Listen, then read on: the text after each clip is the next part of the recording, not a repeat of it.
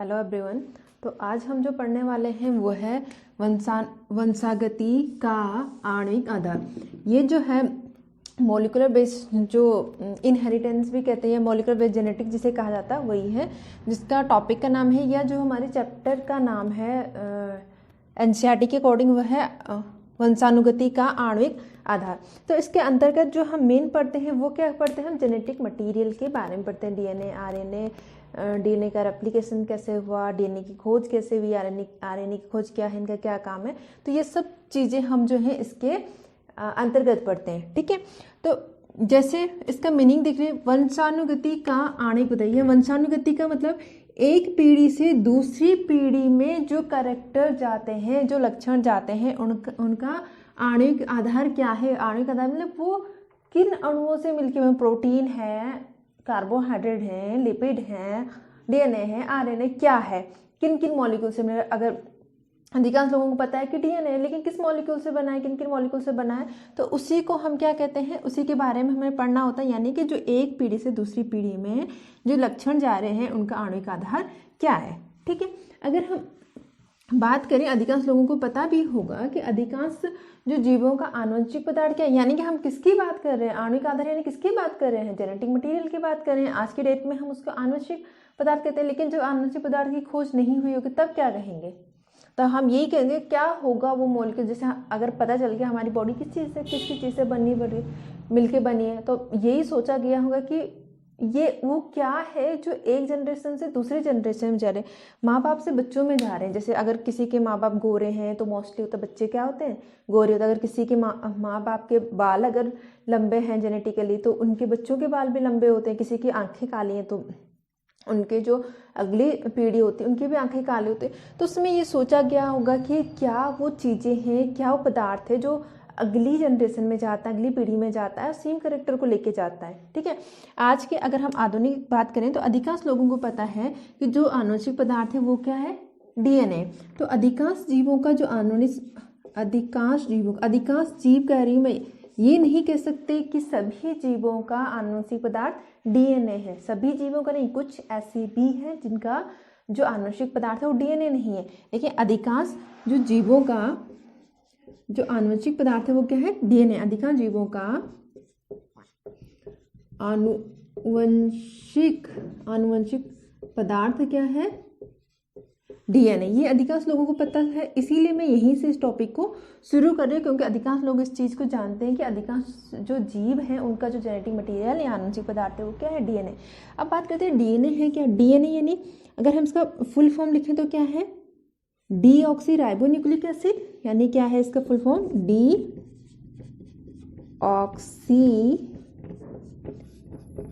Ribonucleic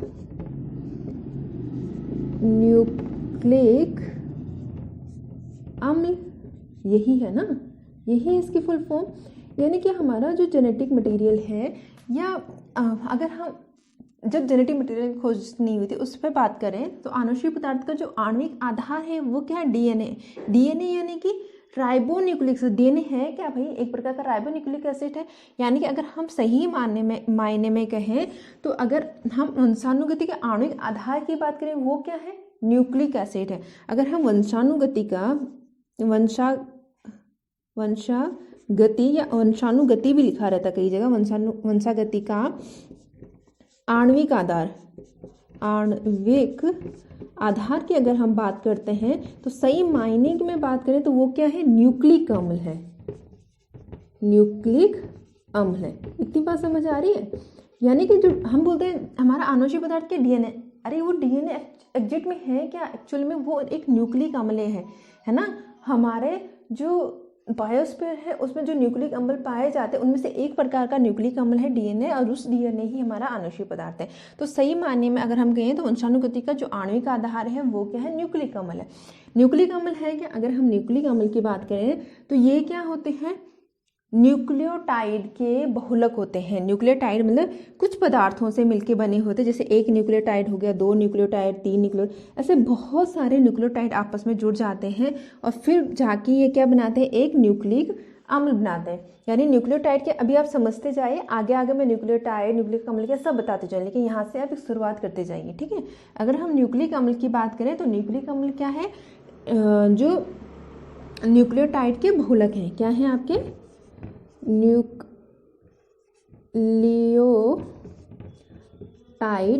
nucleotide के बहुलक है, बहुलक, या इसी को हम क्या कहते हैं, पॉलीन्यूक्लियोटाइड, पॉलीन्यूक्लियोटाइड, ठीक है, पॉलीन्यूक्लियोटाइड।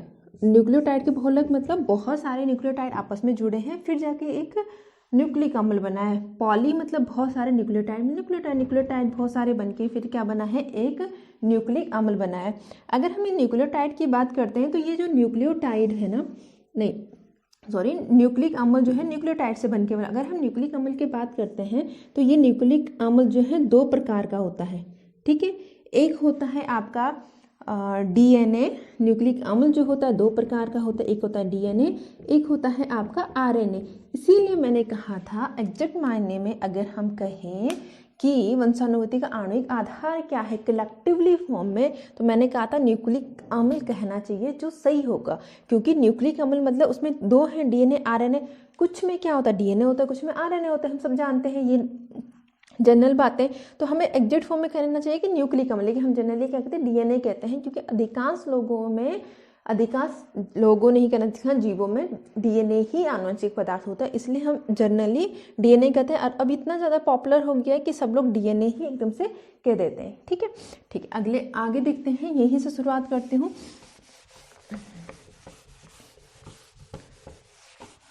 मैंने बता दिया कि आपका जो न्यूक्लिक अम्ल है एग्जैक्ट मानने में वही क्या है, आणविक आधार है।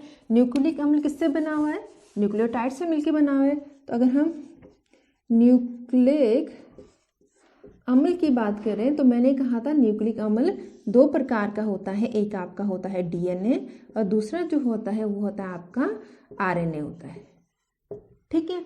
डीएनए की अगर बात करें, अधिकांश जीवों में जो आनुवंशिक पदार्थ है वो क्या है, डीएनए है। लेकिन कुछ वायरस ऐसे हैं जिनमें आनुवंशिक पदार्थ क्या है, आरएनए। तो डीएनए की बात करें तो अधिकांश जीवों का क्या है, ये अधिकांश जीवों का आनुवंशिक पदार्थ है, आनुवंशिक पदार्थ है, ठीक है। लेकिन कुछ वायरस में, सभी वायरस में नहीं, कुछ वायरस का जो आनुवंशिक पदार्थ है वो क्या, डीएनए है। ध्यान से सुनिए, मैं कह रही कुछ वायरस का, सभी वायरस का नहीं। कुछ वायरस ऐसे भी हैं जिनका आनुवंशिक पदार्थ क्या होता है, डीएनए भी होता है। और डीएनए भी जैसे हम लोग हैं तो क्या है, डबल स्ट्रैंड डीएनए, अधिकांश में डबल स्ट्रैंड डीएनए होते हैं। लेकिन वायरस कुछ ऐसे जिनमें डबल स्ट्रैंड डीएनए, कुछ ऐसे जिनमें सिंगल स्ट्रैंड डीएनए, कुछ में ऐसे जिसमें आरएनए। लेकिन आरएनए हमें पता है आरएनए क्या है, सिंगल स्ट्रैंड है। लेकिन उनमें जो आरएनए मिलता है वो डबल स्ट्रैंड भी मिलता है। यानी कुछ ऐसे हैं जिनमें डबल स्ट्रैंड आरएनए मिलता है, कुछ ऐसे हैं जिनमें सिंगल स्ट्रैंड आरएनए मिलता है। तो जनरली हम कहें तो इसमें क्या होता है, कुछ वायरस का जेनेटिक पदार्थ होता है, ठीक। कुछ वायरस, या वायरस को क्या कहते हैं, विषाणु कहा जाता है। विषाणु का आनुवंशिक पदार्थ होता है, आनुवंशिक पदार्थ होता है, ठीक है। एक बात और है कि जो हमारा डीएनए है, ठीक है, जो डीएनए है वो केवल आनुवंशिक पदार्थ का काम करता है। आनुवंशिक पदार्थ यानी ये क्या करता है, हमारे अंदर जितनी भी इंफॉर्मेशन है, जितने भी जीन है, जो भी इंफॉर्मेशन मतलब क्या, जैसे कि मेरी हाइट कितनी हुई, टॉल है या लंबी है या छोटी है, मेरी आंखों का कलर कैसा है, मेरे बाल का कलर कैसे है, लेंथ किस हिसाब से है, स्किन कलर कैसे, ऐसे बहुत सारे कैरेक्टर, वो सारी इंफॉर्मेशन को कलेक्ट करता है और फिर क्या करेगा, वो नेक्स्ट जनरेशन में पास करेगा, ठीक है। वायरस भी ये काम करता है। वायरस में जो आरएनए वो भी ये काम करता है। वो क्या करता है, वो भी आपका जो आनुवंशिक पदार्थ की जितनी भी सूचना है उनको इकट्ठा करके रखेगा, उसके बाद उसकी अगली पीढ़ी में ट्रांसफर करेगा। लेकिन इसके अलावा कुछ और काम भी करता है जो डीएनए नहीं करता। जैसे ये अनुकूलन का काम करता है, अनुकूलन का काम करता है। दूसरा अनुकूलन का काम करता है, संरचनात्मक का काम करता है, यानी संरचना बनाने का काम करता है। तीसरा उत्प्रेरक यानी एंजाइम की तरह भी ये काम करता है। ठीक है, अनुकूलन संरचनात्मक जब मैं आगे पढ़ाऊंगी आरएनए के बेस पे तो वहाँ पे आएगा, मैं वहीं पे इसको डिटेल से डिस्क्राइब करूंगी। यहाँ पे आप समझ लें कि ये भी कुछ इसके काम है। उत्प्रेरक तो आप जानते हैं, जैसे एंजाइम क्या करते हैं, किसी भी प्रोसेस को तेज या कम करने का काम करते हैं, तो ये उस तरह से भी काम करते हैं। यानी आरएनए सिर्फ जेनेटिक मटीरियल या आनुषिक पदार्थ में सूचना को इकट्ठा करना और अगली पीढ़ी में ट्रांसफर करने का काम नहीं करता, उसके अलावा कुछ दूसरे काम भी करते हैं, जैसे अनुकूलन हो गया, संरचनात्मक हो गया, आपका उत्प्रेरण हो गया। ठीक है, ये बात होगी है आपके आरएनए की। अब एक और बात मैंने बोला था, न्यूक्लिक अम्ल जो है वो किस चीज़ से बना हुआ है, न्यूक्लियोटाइड से बना हुआ है। ठीक है, अब मैं इतनी बात तो आपको समझ में आ गई होगी कि न्यूक्लिक अम्ल जो है वो किससे बना, आपका न्यूक्लियोटाइड से बना, न्यूक्लियोटाइड के बहुलक से बना, न्यूक्लियोटाइड के बहुलक से बना है ना। मैंने बोला कि माना ये एक न्यूक्लियोटाइड है, ये दूसरा है, ये तीसरे, तो ये न्यूक्लियोटाइड इस तरह से आपस में जुड़ गए और तब क्या बन गया, एक न्यूक्लिक अम्ल बन गया। लेकिन भाई ये न्यूक्लियोटाइड किससे बना हुआ है, अब हमें पता है हमारे पास हमारी बॉडी में क्या है, प्रोटीन होते हैं, लिपिड होते हैं, हाँ जो भी मॉलिक्यूल्स होते हैं ना, उनमें से ये किस चीज़ से बना, आपने एकदम से ये नहीं सुना होगा न्यूक्लियोटाइड है ना, तो किस चीज़ से बना, अगर हम तो न्यूक्लियोटाइड जो है ये 3 चीज़ों से मिलकर बना हुआ होता है। ठीक है, 3 चीज़ें क्या होती हैं, एक तो होता है इसमें पेंटोज शुगर या इसके सेकेराइड या शर्करा कहा जाता है, दूसरा फॉस्फोरिक एसिड, तीसरा नाइट्रोजन बेस। तो इन तीनों से मिलके ही आपका क्या बनता है, न्यूक्लियोटाइड बनता है। तो पहला पेंटोज, सेकेराइड भी इसको कहते हैं, सेकेराइड इसलिए लिख दे रही हूँ क्योंकि एनसीईआरटी में सेकेराइड लिखा हुआ है। पेंटोज शुगर भी कहा जाता है इसको, शुगर या इसको क्या कह देंगे, शर्करा भी कहा जाता है। ठीक है, उसके अलावा ये नाइट्रोजन बेस से बना होता है, नाइट्रोजन बेस यानी नाइट्रोजन क्षार से बनकर बना हुआ है, नाइट्रोजन क्षार होते हैं इसमें। और दूसरा जो होता है इसमें फॉस्फोरिक एसिड होता है, फॉस्फोरिक अम्ल, एसिड यानी अम्ल, या इसको फॉस्फेट कह देते हैं, फॉस्फेट। ठीक है, यानी एक न्यूक्लियोटाइड जो है वो किस किस से मिलके बनेगा, आपका पेंटोज शुगर, आपका नाइट्रोजन क्षार होगा, उसमें एक नाइट्रोजन क्षार के adenine, guanine, adenine, thymine, guanine, cytosine, uracil, यही होते हमारे नाइट्रोजन क्षार, बता रही हूँ। ठीक है, इनसे मिलके हमारा पेंटोज शुगर होता है, इसमें एक क्या होता है, फॉस्फोरिक अम्ल होता है। इन तीनों चीज जब मिल जाते हैं, इन तीनों के मिलने से एक न्यूक्लियोटाइड बनता है। ठीक है, अब बात यह है कि ये 3 अलग अलग चीज हैं, तो ये तीनों चीज आपस में कैसे कलेक्ट होती होंगी, कैसे कलेक्ट होके फिर एक ही स्ट्रक्चर बनाती होंगी।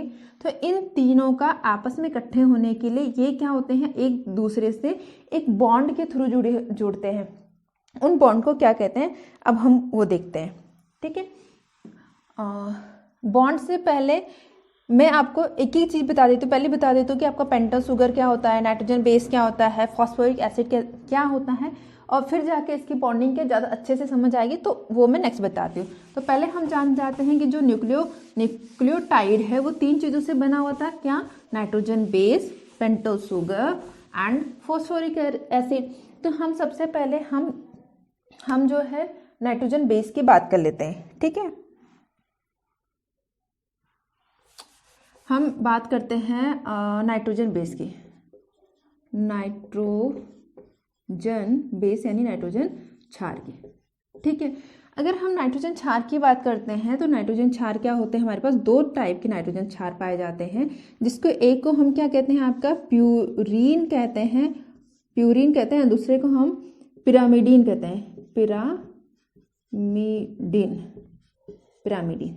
ठीक है, यानी नाइट्रोजन क्षार 2 टाइप के हैं, एक अकेला नहीं है, एक ग्रुप को हम क्या कहते हैं, प्यूरीन कहते हैं, और दूसरे ग्रुप को हम क्या कहते हैं, पिरामिडीन कहते हैं। अगर हम प्यूरीन की बात करते हैं, इसमें आता है हमारा एडेनिन आता है, जिसको हम ए से रिप्रेजेंट करते हैं, और दूसरा हमारे इसमें ग्वानिन आता है, क्या आता है, ग्वानिन आता है। अगर हम ग्वानिन की बात करें तो इसको हम जी से रिप्रेजेंट करते हैं, ठीक है।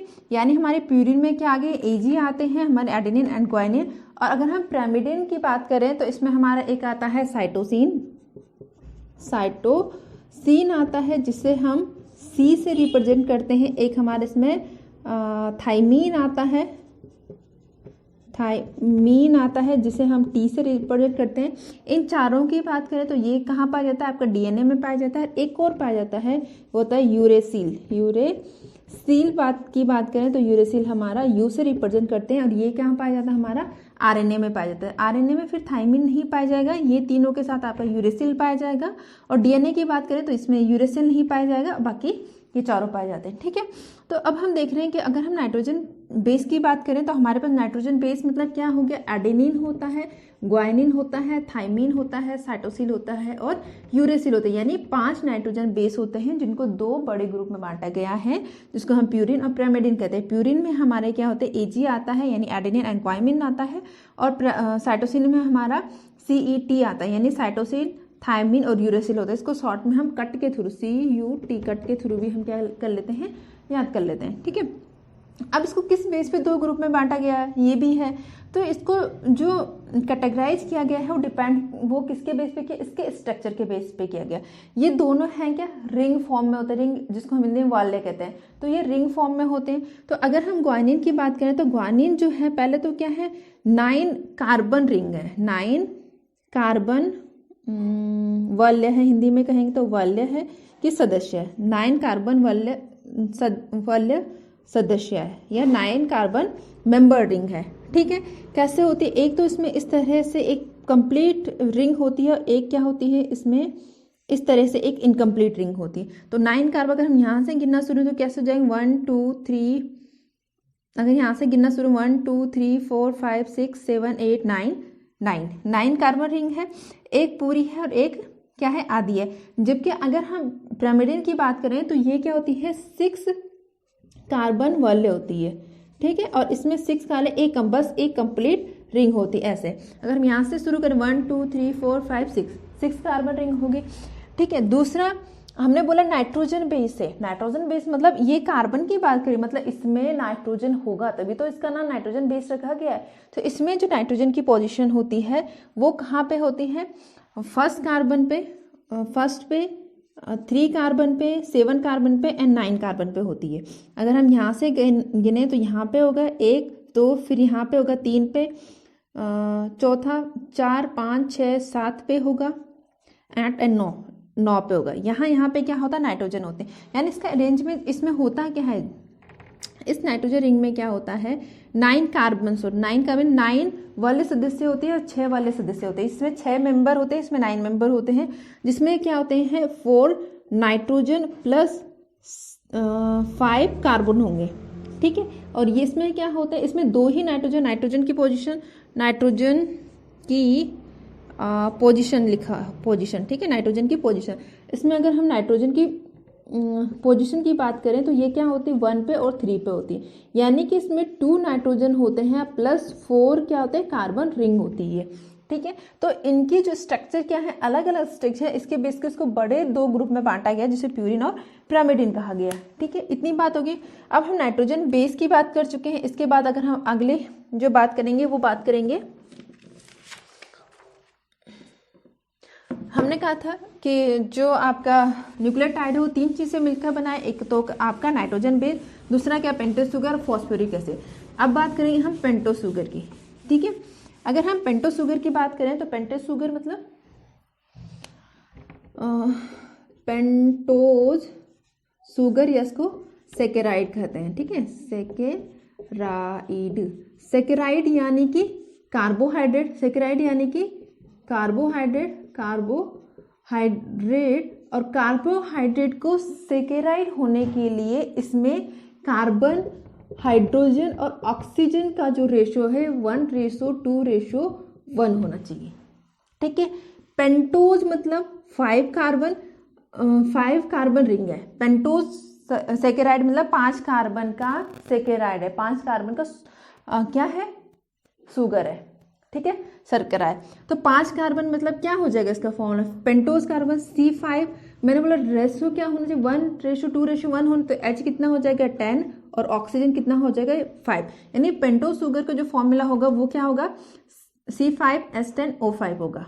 ठीक है, अगर हम पेंटोज शुगर की बात करें तो यूनिवर्स में 2 तरह के पेंटोज शुगर पाए जाते हैं, जिसमें एक को हम बोलते हैं डीऑक्सी राइबोज शुगर, डीऑक्सी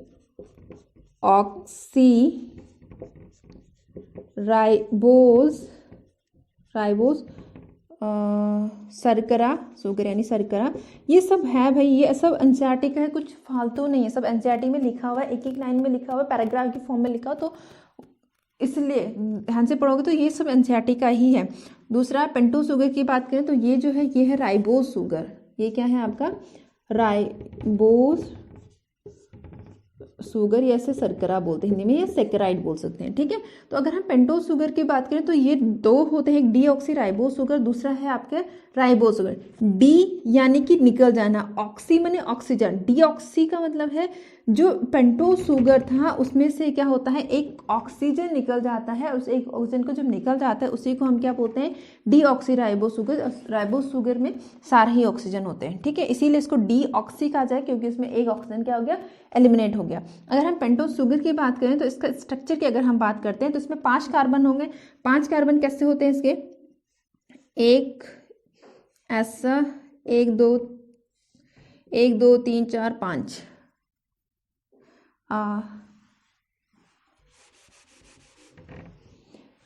अगर हम इसकी बात करें ये पाया कहाँ जाता है, ये डीएनए में पाया जाता है। भाई ये मत समझ लेना कि ये डीएनए नहीं है, ये डीएनए का सिर्फ एक पार्ट है। डीएनए किसे बना, न्यूक्लियोटाइड, मतलब एक न्यूक्लियोटाइड डीऑक्सीराइबो शुगर होगा, उसके साथ क्या होना चाहिए एक नाइट्रोजन बेस होना चाहिए, एक कम से कम एक क्या होना चाहिए फॉस्फोरिक एसिड होना चाहिए, तब जाके वो डीएनए बनेगा, एक न्यूक्लियोटाइड बनेगा। भाई न्यूक्लियोटाइड ही आगे जाके डीएनए बनाएगा, तो इसे पूरा डीएनए में समझ लेना है, मतलब ये डीएनए का सिर्फ एक पार्ट होता है, या डीएनए में पाया जाता है।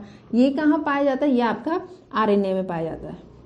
ठीक है, इसका फॉर्मूला क्या होगा, एक ऑक्सीजन निकल जाएगा, मतलब ऑक्सीजन जब एक निकल जाएगा तो इसका फॉर्मूला क्या हो जाएगा C5H10O4 रह जाता है, क्योंकि इसकी एक जगह से क्या होता है ऑक्सीजन निकल जाते हैं। जबकि इसकी बात करें तो इसमें क्या होता है, इसमें C5H10 और O5 ही रहते हैं। तो ये क्या है इसकी जो पेंटोज शुगर है वो मतलब इस तरह से 2 पेंटोज शुगर है, डीऑक्सीराइबोज शुगर, राइबोज शुगर हमारा आरएनए पाया जाता है, और डीऑक्सीराइबोज हमारा डीएनए में पाया जाता है। ये इनके क्या हो गया फॉर्मूला हो गया। अगर हम इसके स्ट्रक्चर की बात करें तो अगर हम इसका डीऑक्सीराइबोज शुगर का स्ट्रक्चर बना दें तो ये ऑक्सीजन की पोजीशन होती है इस तरह से, ये होते हैं 5 कार्बन होंगे तो 1 2 3 4, और एक कार्बन कहाँ पे होता है यहाँ पे CH2OH की फॉर्म में होता है। इसकी बात करें तो यहाँ क्या होता है एक OH और एक H यहाँ लगा होता है, एक OH और एक OH और एक यहाँ भी OH होता है, यहाँ हाइड्रोजन और OH होता है, यहाँ OH ऊपर हो गया तो यहाँ हाइड्रोजन होता है। लेकिन होता क्या है कि इसकी जो ये second position, first carbon second carbon, जो सेकंड कार्बन है सेकंड कार्बन से इसके OH रिमूव हो जाता है, किसके द्वारा हाइड्रोजन के द्वारा, इसीलिए OH निकल जाता है, एक ऑक्सीजन रिमूव हो जाता है, इसीलिए हम क्या कहते हैं एक हाइड्रोजन की केवल एक ऑक्सीजन की कमी निकला, क्या OH आया उसकी जगह किसने लिए H लिए, तो हाइड्रोजन की जगह तो हाइड्रोजन आ गया, लेकिन कमी किसकी हुई ऑक्सीजन की, एक ऑक्सीजन की कमी हो जाती, इसीलिए हम इसको डीऑक्सी कहते हैं। ठीक है, सेम स्ट्रक्चर जो है क्या होता है आपका राइबोज का होता है, बस ये होता है कि उसकी सेकेंड पोजीशन में जो होता है आपका OH ग्रुप होगा, OH इसकी सेकेंड पोजीशन में भी OH होगा, इसका H, और यहाँ पे क्या होगा CH2OH ग्रुप होता है। इस तरह से ये 5 कार्बन रिंग 1 2 3 4 और एक ये 5 कार्बन रिंग होती है। ठीक है, इतनी बात क्लियर होगी। तो अब हमने बात कर दी आपकी किसके पेंटोज शुगर में। अगर हम बात करें कि आपके डीऑक्सीराइबोज शर्करा और राइबोज शर्करा में अंतर क्या है, तो अंतर क्या है सिर्फ एक ऑक्सीजन की, डीऑक्सीराइबोज में क्या होता है एक ऑक्सीजन कम होता है। अगर हम इसके अंतर की बात करें तो इसमें क्या होता है एक ऑक्सीजन 1 ऑक्सीजन की कमी होती है, कहाँ पे दूसरे कार्बन पे, कहाँ पे दूसरे कार्बन पे, दोनों में सिर्फ यही फर्क है, वरना दोनों क्या है सेम है, कम अगर फॉर्मूला देखते सेम है, स्ट्रक्चर देखते सेम है, बस एक जगह पे क्या होती है ऑक्सीजन की कमी हो जाती है। ठीक है, अब हमने न्यूक्लियोटाइड पढ़ने के लिए 2 चीज़ें जान ली, नाइट्रोजन बेस जान लिया और आपका पेंटोज शुगर। अब हमारे पास क्या बच गया फॉस्फोरिक एसिड। ठीक, अब बात करते हैं थोड़ा सा फॉस्फोरिक एसिड के बारे में। बात करते हैं आपका फॉस्फोरिक अम्ल, या इसी को क्या कहते हैं, फॉस्फेट। इसी को तो नहीं कहते, पर फॉस्फेट भी कई जगह लिखा रहता है। ठीक है, तो फॉस्फोरिक, अगर इसका स्ट्रक्चर की बात करें तो फॉस्फोरिक अम्ल जो होता है इसका स्ट्रक्चर होता है OH और OH। ठीक है, इस तरह का होता है। ये फॉस्फोरिक अम्ल भी क्या होता है, आपका जो पेंटोस शुगर होती है, माना ये आपकी पेंटोस शुगर है, यहाँ से आपका नाइट्रोजन जुड़ता है और यहाँ से क्या होता है, ये फॉस्फोरस जुड़ता है। और जब ये तीनों जुड़ते हैं तब जाके क्या बनता है, एक न्यूक्लियोटाइड बनता है। और इस तरह से बहुत से न्यूक्लियोटाइड आपस में जुड़ते हैं तब जाके क्या बनता है, DNA बनता है या RNA बनता है। ठीक है, तो ये हो गया। अब ये बात करते हैं कि जो अभी तक हमने पढ़ा है कि जो न्यूक्लियोटाइड है वो कैसे बना है, 3 चीज़ों से मिलकर बने। भाई तो ये 3 चीज़ें अलग अलग ही आपस में कैसे एक साथ जुड़ते हैं और एक साथ जुड़ के एक नया स्ट्रक्चर बनाती हैं। तो उनको जो आपस में जोड़ता है, उनको जोड़ने का काम कौन करता है, आपकी बॉन्डिंग करते हैं। तो यहाँ से क्वेश्चन जो है बहुत ज़्यादा पूछा जाता है कि किसके बीच में कौन कौन सी बॉन्डिंग होती है। तो इसको इस तरह से पढ़ लेते हैं। जैसे बीच में हमने क्या कर लिया, पेंटोस शुगर रखा, ये क्या है, बीच में क्या होता है, पेंटोज शुगर या शर्करा होता है। और इस पेंटोज शर्करा की बात करें तो इसके यहाँ से क्या होता है, नाइट्रोजन क्षार होता है, नाइट्रोजन क्षार होता है। और इस जो पेंटोज शुगर और नाइट्रोजन क्षार के बीच में जो बॉन्डिंग बनती है, इस बॉन्डिंग को हम कहते हैं एन ग्लाइकोसाइडिक बॉन्डिंग, एन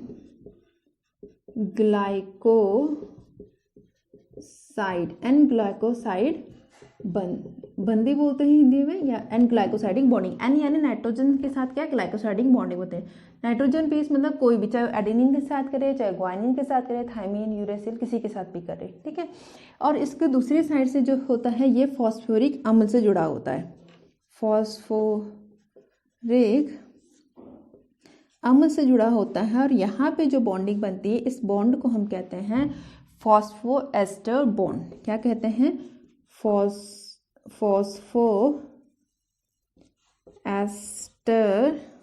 बंद। तो ये क्वेश्चन बहुत रिपीटली पूछे जाने वाला क्वेश्चन है कि पेंटोस शुगर और नाइट्रोजन बेस के बीच में कौन सा बॉन्ड बनता है। तो कौन सा बनता है, एन ग्लाइकोसाइडिक बॉन्ड बनता है। पेंटोस शुगर और फॉस्फोरिक अम्ल के बीच में कौन सा बॉन्ड बनता है, तो फॉस्फेट बॉन्ड बनता है। इतनी बात क्लियर हो गई। तो ये हो गया आपके कि आपस में कैसे कैसे जुड़े हुए होते हैं। इस तरह से जब यहाँ से यहाँ तक पूरा एक कंपाउंड बन जाता है, ये तीनों आपस में जुड़ जाते हैं, तब जाके एक क्या बनता है, न्यूक्लियोटाइड बनता है, न्यूक्लियोटाइड बनता है। माना ये एक न्यूक्लियोटाइड बन गया। इस तरह से बहुत सारे न्यूक्लियोटाइड बनते हैं और वो न्यूक्लियोटाइड आपस में इस तरह से क्या होते हैं, जुड़ते जाते हैं और जुड़ के फिर क्या बनाते हैं, एक DNA या RNA बनाते हैं। ठीक है, तो एक ये तो हो गया कि इनके बीच में कैसी है, न्यूक्लियोटाइड जब बनता है कौन कौन सी बॉन्डिंग होती है।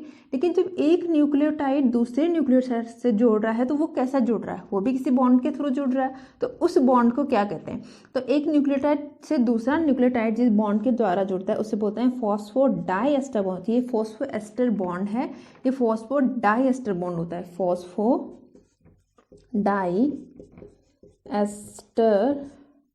बंद होता है।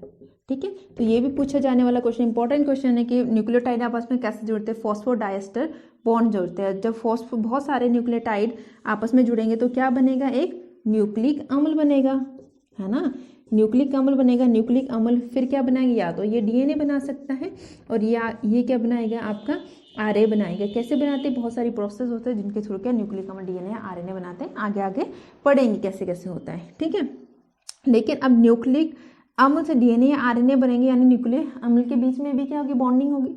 तो एक न्यूक्लिक अम्ल जो दूसरे न्यूक्लिक अम्ल से जुड़ता है, तो न्यूक्लिक अम्ल में थोड़ा अलग स्ट्रक्चर बना देती हूँ। माना कैसे बना दूँ, ऐसे चलेगा। एक न्यूक्लिक अम्ल जो है दूसरे न्यूक्लिक अम्ल से बॉन्डिंग करता है, तो उससे बॉन्डिंग को हम कहते हैं पेप्टाइड बॉन्डिंग, पेप्टाइड बंद। ठीक है, तो ये बहुत इंपॉर्टेंट पोर्शन है बॉन्डिंग को लेके। इसमें अक्सर क्वेश्चन पूछे जाते हैं कहाँ से क्या क्या बॉन्डिंग बनती है। तो आज मैं लेक्चर यहीं पे ये ख़त्म कर रही हूँ। आगे जब कंटिन्यू करूँगी तो इसमें अगला जो होगा वो होगा कि न्यूक्लियोटाइड किसे कहते हैं, न्यूक्लियोसाइड। अभी तो मैं न्यूक्लियोटाइड कंप्लीट बता चुकी, न्यूक्लियोटाइड क्या है। इसमें एक और टर्म आता है न्यूक्लियोसाइड जो बहुत कंफ्यूज करता है, न्यूक्लियोटाइड और न्यूक्लियोसाइड, वो बताऊंगी। फिर टाइप ऑफ न्यूक्लियोटाइड न्यूक्लियोसाइड की बात करेंगे, ठीक है। इस तरह से लेक्चर को हम कंटिन्यू करेंगे। तब तक आप देखते रहिए। अगर आपको अच्छा लगता है तो लाइक करें, शेयर करें, सब्सक्राइब करें और औरों को भी शेयर करें।